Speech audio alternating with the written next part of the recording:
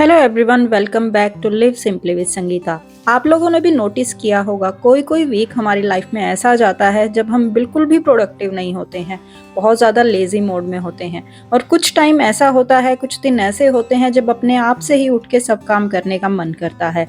और जब आप एक बार इस मोड में आ जाते हैं तो आपको डिसाइड करना ज़रूरी है कि आपको दिन में कितने काम और कौन कौन से पेंडिंग काम खत्म करने हैं।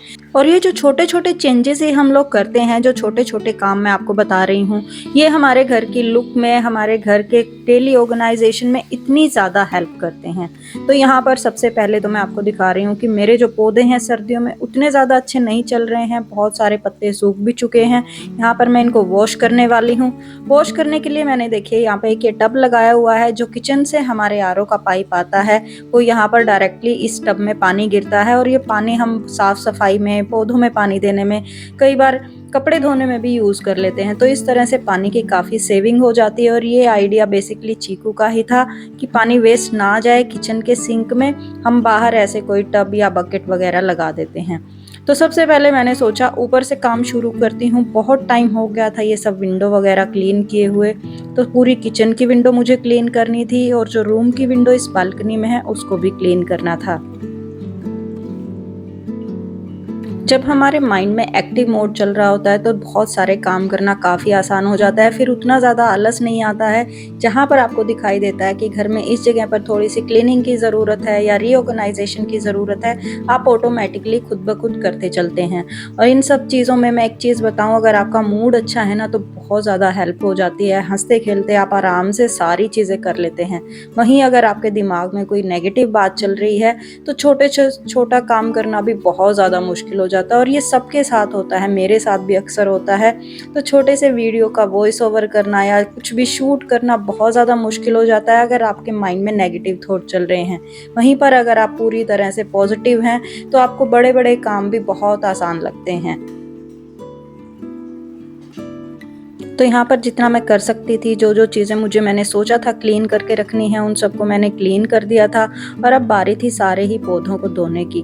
कुछ मैंने फूल के पौधे यहाँ पर ऊपर भी रखे हुए हैं, कुछ मेरे मनी प्लांट नीचे भी हैं। पर फिर दिमाग में आया कि पौधों को धोने से पहले एक बार ये जो मेरा एरिया है, वॉशिंग एरिया, जहाँ पर अलग अलग तरह के क्लीनिंग सोल्यूशन रखे रहते हैं, इसको भी एक बार साफ कर ही देती हूँ। अब क्योंकि पूरी बड़ी सी विंडो है इस बालकनी में, तो इन सब चीज़ों पर बहुत ज़्यादा धूल जम जाती है। और टाइम टू टाइम कुछ ऐसी चीज़ें होती हैं जो निकालनी है, हमें खाली हो चुकी होती हैं, या जो क्लीनिंग सॉल्यूशन अब हम यूज़ नहीं कर रहे हैं उनको भी रिमूव करना पड़ता है। तो ये सारे काम करने में तकरीबन मुझे आधे से पौना घंटा लग जाता है। और जब इस बालकनी में मैं आती हूँ तो जितना भी एरिया मुझसे कवर हो पाता है उस सब की मैं साफ़ सफाई करने की कोशिश करती हूँ। जैसा कि मैंने बताया, जब आपका मूड ठीक नहीं है तो क्या तरीका है जो आपको हेल्प करता है। एक सिंपल सा तरीका है, जब भी मन भारी हो तो काम को थेरेपी समझकर कीजिए। हाथ चलेंगे तो दिमाग हल्का ऑटोमेटिकली हो जाएगा। खुद से कहिए बस 5 मिनट, और अक्सर 5 मिनट कब 30 मिनट में बदल जाते हैं हमें खुद पता नहीं चलता है। बस एक बार उठ के शुरू करने की देर होती है, फिर आप खुद से देखेंगे कि आपका मूड ऑटोमेटिकली चेंज हो रहा है और आप वो जो काम इतना भारी आपको लग रहा था, आप बहुत आसानी से करते जा रहे हैं।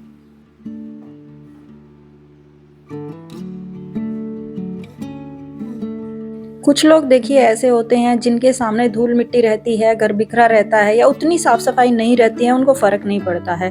और वहीं पर कुछ लोग इस तरह के होते हैं जब जिनके सामने थोड़ा सा मैस फैला हो, घर में गंदगी हो, तो वो कैसे भी करके पॉजिटिव फील कर ही नहीं पाते हैं। उनके माइंड में भी इसी तरह के थॉट्स आते हैं। तो आप कह सकते हैं कि आपके घर की साफ सफाई, आपके आसपास के एटमॉस्फेयर की क्लीनलीनेस आपके थॉट्स की क्लैरिटी से बहुत हद तक जुड़ी हुई है। यानी जब आपका घर साफ सुथरा है, मेंटेन है, तो आपके थॉट्स भी काफी हद तक क्लियर और पॉजिटिव रहते हैं। आप लोगों ने भी शायद नोटिस किया होगा, जो मेरा रेस्टिंग फेस है ना वो काफ़ी सैड है और पता नहीं किस सोच विचार में मैं चली जाती हूँ। देखने में ऐसे लगता है कि जैसे मैं बहुत ज़्यादा परेशान हूँ या तो पता नहीं किस दुख से जूझ रही हूँ, बट ये मेरा रेस्टिंग फेस है। तो मैंने भी कई बार नोटिस किया है कि ऐसा क्यों है। तो हमें बेसिकली अपना नेचर बनाना होता है मोस्टली स्माइल करने का। अब जितना ज़्यादा आप कोशिश करें एक स्माइलिंग मोड में रहें, बेशक आप कोई जोक सोचें या कुछ भी अच्छी अच्छी चीज़ें सोचें, तो इसका ना डायरेक्ट असर आपके फेशियल फीचर पर भी पड़ेगा। जो तो आपका रेस्टिंग फेस है, जैसा आपका फेस नेचुरली रहता है काम करते हुए, वो आप नोटिस करेंगे धीरे धीरे उसके फेशियल एक्सप्रेशन भी चेंज हो रहे हैं। यानी माइंड, हमारी बॉडी, हमारे आसपास का एनवायरनमेंट, सारी चीज़ें एक दूसरे से इस तरह से कनेक्टेड होती हैं। एक चीज़ में आप पॉजिटिविटी लेकर आएंगे तो वो सारी चीज़ों को इम्पैक्ट करेंगी। और आप लोग मुझसे बहुत बार पूछते हैं कि मेरे मनी प्लांट इतने बुशी कैसे हैं, इतने अच्छे कैसे ग्रो करते हैं। बस यही रीज़न है कि मैं उनको टाइम टू टाइम ऐसे अच्छे से वॉश करती रहती हूँ। ना मैं इनमें कोई खाद डालती हूँ, ना कोई अलग से दवाई डालती हूँ। बस टाइम टू टाइम इनको धूप मिलती रहती है और अच्छे से मैं इनको नहला देती हूँ, और उसी की वजह से ये देखिए बहुत अच्छे से चलते रहते हैं। तो यहाँ पर वो जो 1 टब पानी था उसकी हेल्प से सारी की सारी साफ़ सफाई हो गई। पौधों में मैंने पानी डाल दिया, जितनी भी बालकनी वगैरह मुझे साफ़ करनी थी वो सब मैंने कर दी। तो ये देखिए तकरीबन मुझे 30 से 40 मिनट यहाँ पर लगे, और जो जो काम मैंने डिसाइड किए थे क्लीनिंग के वो सब मेरे हो भी गए। और ये सब होने के बाद इतना ज़्यादा अच्छा लगता है। आपके पेड़ पौधे एकदम साफ़ सुथरे हैं, आपका घर एकदम क्लीन है, जो जो टारगेट आपने सोचे थे वो सब पूरे हो गए हैं, तो ऑटोमेटिकली आपका मूड अच्छा हो जाता है। और जैसा कि आपको मेरी बातों से लग ही रहा होगा, थोड़े से मैं सैड मोड में चल रही हूँ। उसका एक रीज़न ये भी है कि सिया वापस हॉस्टल जा चुकी है। तो यहाँ पर उसकी जो रजाई वगैरह थी उसका कवर निकाल के मुझे वॉश करना है, इस रजाई को धूप लगा के वापस से बेड में रखना है। तो मूड मेरा कुछ इस वजह से भी थोड़ा सा अपसेट चल रहा है, क्योंकि घर एकदम से खाली हो जाता है। बच्चे, जब 2 बच्चे साथ में रहते हैं ना कुछ उनकी शरारतें वगैरह चलती रहती हैं। एक बच्चा घर में है तो वो उतना ज़्यादा एक्टिव हो ही नहीं पाता, आपको पता भी नहीं चलेगा कि घर में कोई बच्चा है। तो ऐसा ही मेरे साथ हो रहा है। सिया के जाने के बाद चीकू ऑटोमेटिकली खामोश सा हो जाता है, ना इतनी शरारतें करता है, ना इतनी आवाज़ें आती हैं घर से। तो घर काफ़ी खाली खाली लगता है, और ऐसे टाइम में ज़रूरी हो जाता है कि मैं अपने आप को बिज़ी रखूं, किसी ना किसी काम में अपना एक रूटीन प्रॉपर बना के रखूं, क्योंकि मेरे मूड का असर भी फिर पूरे घर पे जाता है। आपके घर में बाकी के जो मेंबर्स हैं, आपको देखकर वो सब अपने काम करते हैं।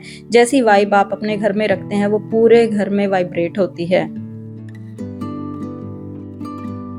और एक और चीज़ जो मैं आपके साथ शेयर करूंगी जिसने मेरी बहुत ज़्यादा हेल्प की है अपने आप को पॉजिटिव रखने में, जो भी आप थोड़ा बहुत एक्सरसाइज का, वॉकिंग का अपना रूटीन है, अगर आप वो पूरे कंसिस्टेंट वे से फॉलो कर रहे हैं ना, तो इसका असर आपके मूड पर, आपकी हेल्थ पर हर जगह दिखाई देता है।